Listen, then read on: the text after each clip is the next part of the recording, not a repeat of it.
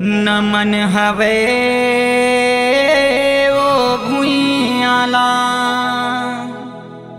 जी हाँ गुरु बाबा अवतार हैं। नमन हवे भंडार तिलासीला जी हाँ ज्ञान के गंगा बुहाई। नमन हवे वो मोर दाई दादाला जने ये दुनिया माँ मोलाला ने नमन हवे मोर पुरखा मनला जिन गुरु के वानीला मोला सुनाए। जिन गुरु के वानीला मोला सुनाए।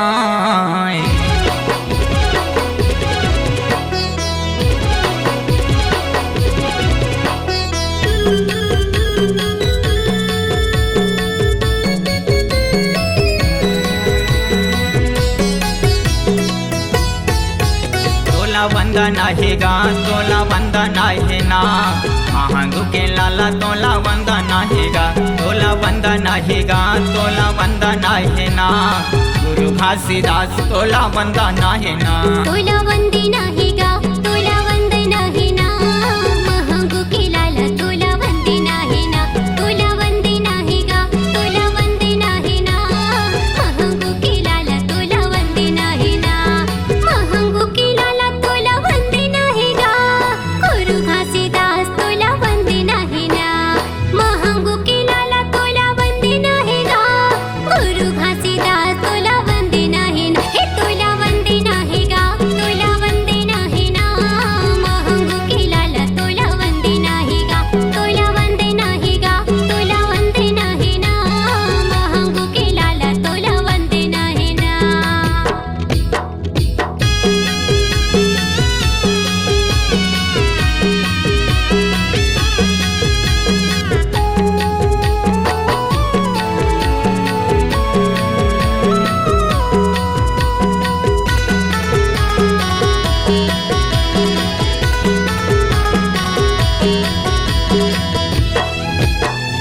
पहिले बंदना वो गिरौदपुरी गाँव के गिरौदपुरी धाम के गिरौदपुरी धाम के गुरु घासीदास जी के जन्म स्थान के जन्म स्थान के गा जन्म स्थान के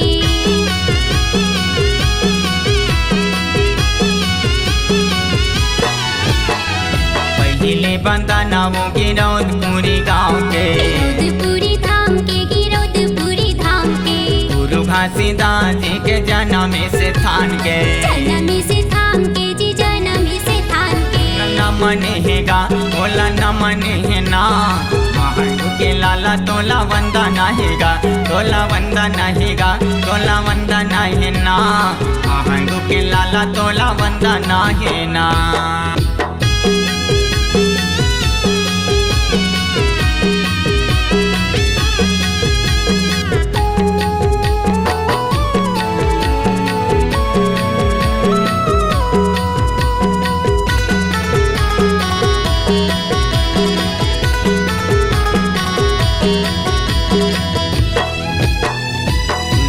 बंदना वो भंडारी अवतिलासी के भंडारी अवतिलासी के भंडारी अवतिलासी के गुरु बालक दास जी के करम स्थान के करम स्थान के हो करम स्थान के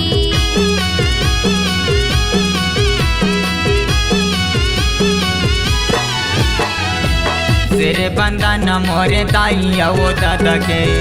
यौ दादा के हो दाई यौ दादा के यही दुनिया में मोला जन्म देवैया के जन्म देवैया के हो जन्म देवैया के नमन हेगा बोला नमन है ना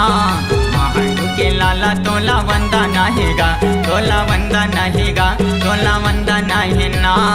महांगू के लाला तोला वंदन है ना महांगू के लाला तोला वंदन आहेगा गुरु घासीदास तोला वंदन आहे ना महांगू के लाला तोला वंदन आहेगा गुरु घासीदास तोला वंदन